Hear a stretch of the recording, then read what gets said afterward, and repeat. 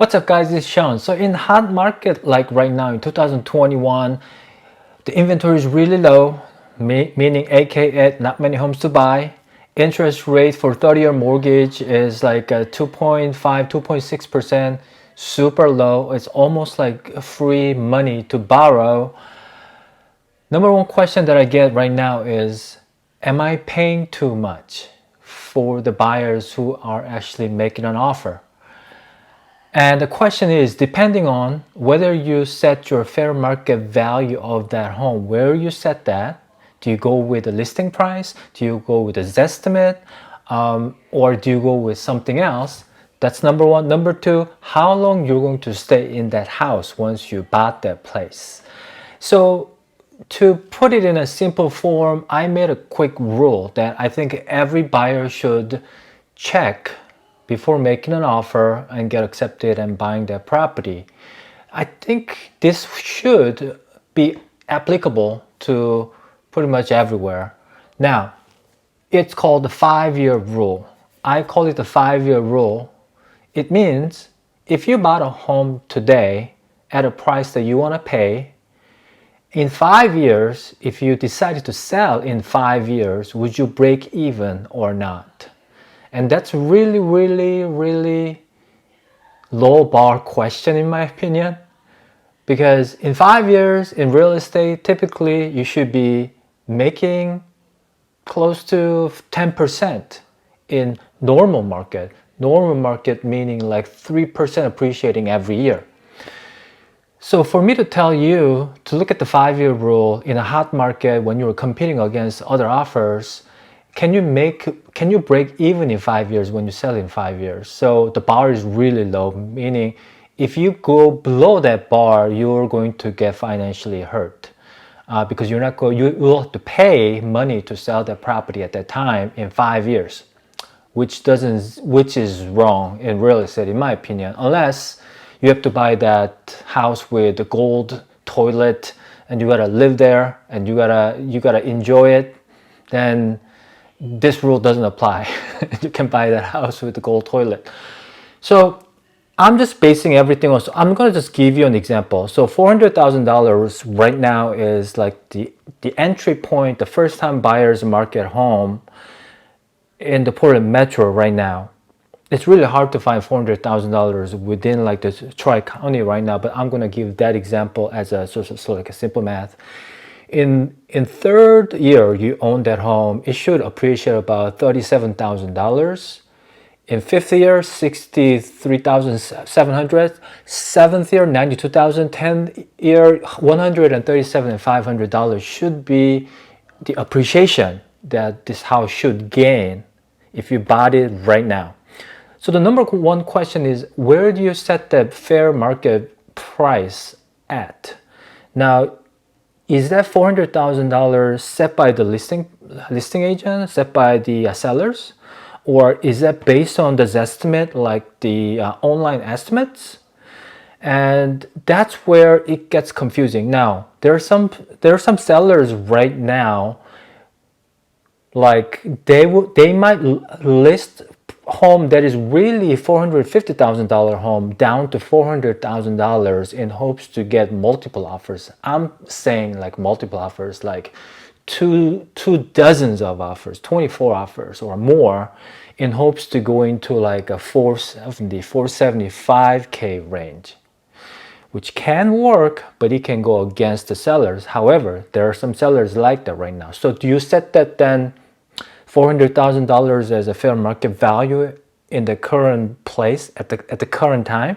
Probably not. Fair market should be $450 at that point. Now, let's say $400,000 is what is set by the listing agent. Well, that's basically sellers driving that decision. So that's the same thing. If the Zestimate says it's a $400,000, you have to look at it pretty carefully. So what I mean by that is that when you see a Zestimate, there's typically historical data, right? Historical like graphs, like something like this, go down, go up, go down, go up, like this, right? This is 10 year. Let's say this is 7, 5, 3, 2, 1, and now. And when you see a trend like this, In my opinion, this line should be pretty steady. Assuming 3 to 4% annual appreciation. However, when you see a listing price, boom, going up right there, that creates this kind of graph. That's way higher than 2000, let's say, well, this is not quite, but 2008, when that should be that much gap. Now that's like that much gap. You have to be careful on that one.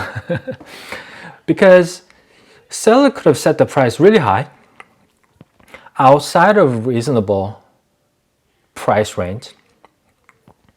Or the other thought is that the online estimates are low, way lower than what's really going on. So fair market value could be somewhere here.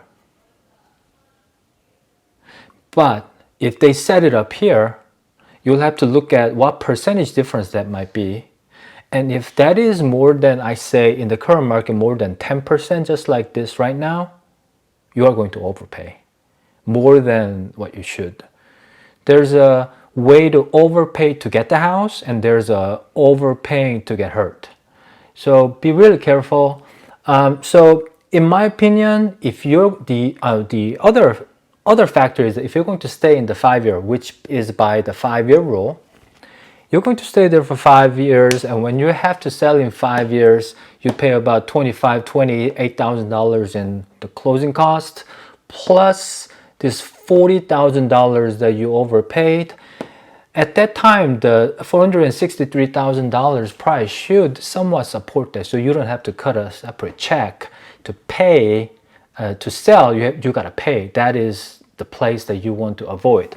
So how do you find this sort of like fair market value and use that 5-year rule? Is that if you are working with a reputable, reliable agent, just ask the agent, if you're going to take the listing in 5 years, can you sell it at a price, in your best opinion, can you make it break it even? If the answer is yes, I think that's okay to pay that much, because if you stay there for 7 years, who cares, right? I mean, yes, you do care.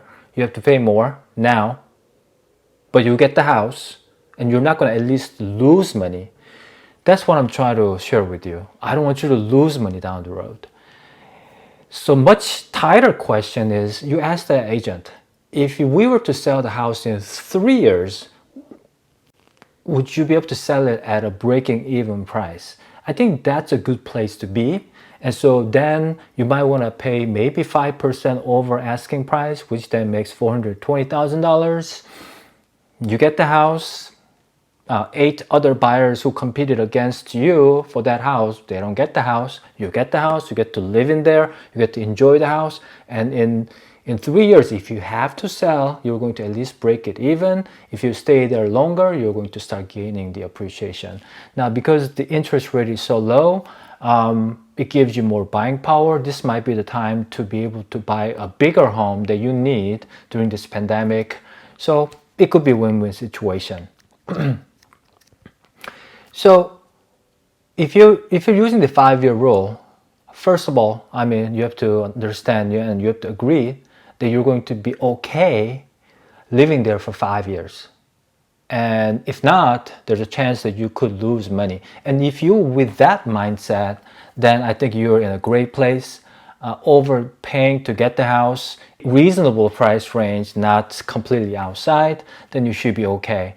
If you liked the video and you got something out of it, please hit that thumbs up button, not the down button, but thumbs up button, hit that. Boom, just once, not twice. And I'll see you on the next video.